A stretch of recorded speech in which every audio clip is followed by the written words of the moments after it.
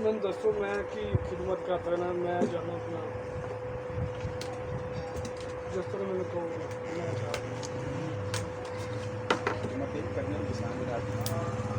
जैसे रात और जेड़ा रात करे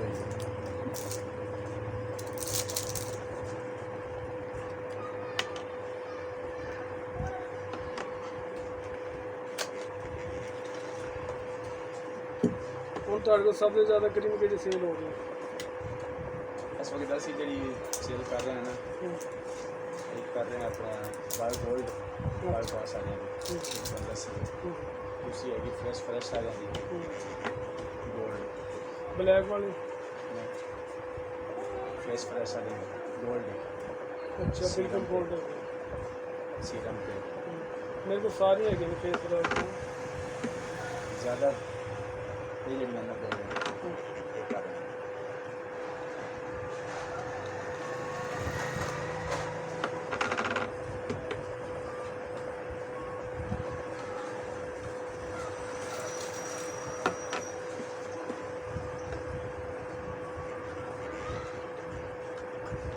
ਉਹਦਾ ਨਾ ਸਿਆਪਾ ਬੜਾ ਜੀ ਮੈਂ ਤੁਹਾਨੂੰ ਦੱਸ ਦਿਆਂ ਹੁਣ ਤੁਹਾਨੂੰ ਮਿਲਦਾ ਰਜਿਸਟਰ ਕਰਵਾਉਣਾ हर चीज़ है पास करवाना ठीक है फिर इनका 5 साल या 10 साल बाद इनकी फीस लगती है ठीक है 25,000 लगे 30,000 लगे 50,000 लगे जिम्मे टोकन वाला हिसाब नहीं होता यह हिसाब होता है और गेम हुआ कि लखा रुपये दे दी छोटी गेम नहीं होती अवेल कर लो और फिर उनका एक होर भी है जो चल गई तो या नसीब होता हो तो माशाल्लाह समझ आ गए ठीक है हर कारोबार कोई भी है ना और रिस्क देते हैं की पता अल्लाह पा के नहीं बरकत पा दे कि सारियाँ पईयां रह जान वो अगे निकल जाए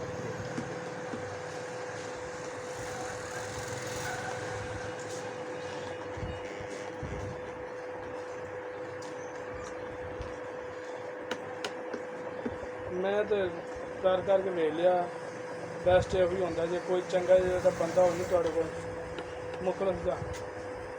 ठीक है जी तुम बनाओगे ना फल करो मसाला तौर पर मिक्सी भी बना लेंगे जे 10-5 करीमा वो भी नहीं पैने पूछ चुके हैं तो जो जिन्हें थोड़े को लैके जाने वो नहीं लैके जाने होलसेल अगर एक मिसाल तौर पर हैगी ना 500-15 रुपए की मिसाल वो थोड़े को 300-350 की लैके जाए उन्हें भी कुछ कमाने तो पूरे भी नहीं देगा ठीक है साढ़ा होंगे पत्ते का काम असं पूरे रेट से देने होंगे साढ़े की दो ही चीज़ें अगर रिटेल भी चल जाए और चलिए वो भी करते हैं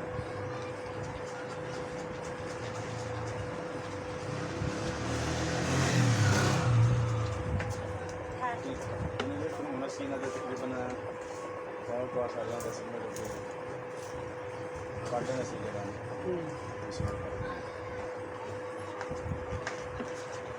मैं परसों करीब पिछले हफ्ते में 38,000 की देखी है ठीक है हमने कल परसों अज जी पुराने रेट वाली जी आई ना पहले दुकान वो नवे रेट वाली यानी 620 रुपये ठीक है तो कम से कम 50,000 रुपये का माल पे आया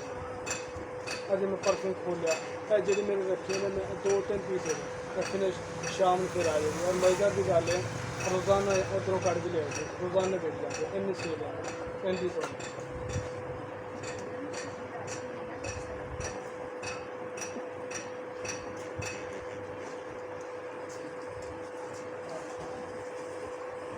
काल साहब इन्हों के मैं दसो मसला है जिस तरह जवान जलान ने उन्होंने देना जायज़ शरीर से कहेंगे कि जिस घर के अंदर एक टाइम पर खाना दिया है एक टाइम पर खाना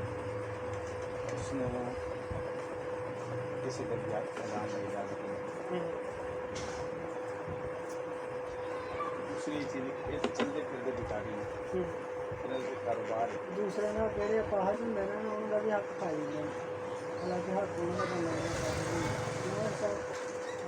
कारोबार नहीं जरा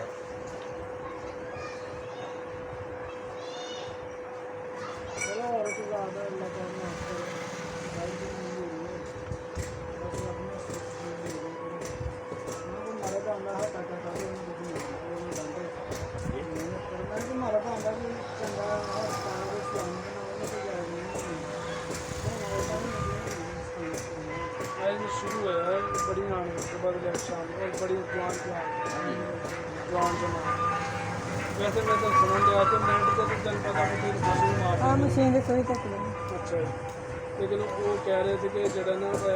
ਕਈਆਂ ਕੋਲ ਸੁਣਿਆ ਇਹ ਜਿਹੜੇ ਹੁੰਦੇ ਨੇ ਉਹਨਾਂ ਨੂੰ ਨਾ ਦਿਆ ਕਰੋ ਸਾਡੇ ਪੀਰ ਸਾਹਿਬ ਨੇ ਵੀ ਇੱਕ ਦਿਨ ਕਿਹਾ ਸੀਗਾ ਜਿਹੜੇ ਹੁੰਦੇ ਨੇ ਨਾ ਇਹ ਬਣਾਵਟ ਹੁੰਦੇ ਨੇ ਉਹਨਾਂ ਨੂੰ ਨਾ ਦਿਆ ਕਰੋ ਇਹਨਾਂ ਦਾ ਹੱਕ ਨਹੀਂ ਹੁੰਦਾ ਜਿਹੜਾ ਹੈ ਬਿਲਕੁਲ ਹੱਕਦਾਰ सर जो चीज़ नसीब कर रहे हैं कि हकदार मालिक को नहीं पता है अपने रिश्तेदारों को पता है उन्होंने तो असं देंगे नहीं जिन्होंने सिर्फ अमूमन ने भी अंदर मैं दुकान पर बैठा हूँ ਐ ਤਾਂ ਫਿਰ ਲੱਗਾ ਮੈਂ ਦੁੱਧ ਲੈਵਾਂ ਲੈ ਆ ਸੂਈ ਰੱਖ ਲੈ ਸੂਈ ਫੜ ਕੇ ਲੈ ਜਾਓ ਕਿਤੇ ਡੇਗਣਾ ਪਵੇ एक दो बंदे खिलौते हैं मैं उसको दे देने जा रहे पानी के अंदर आपने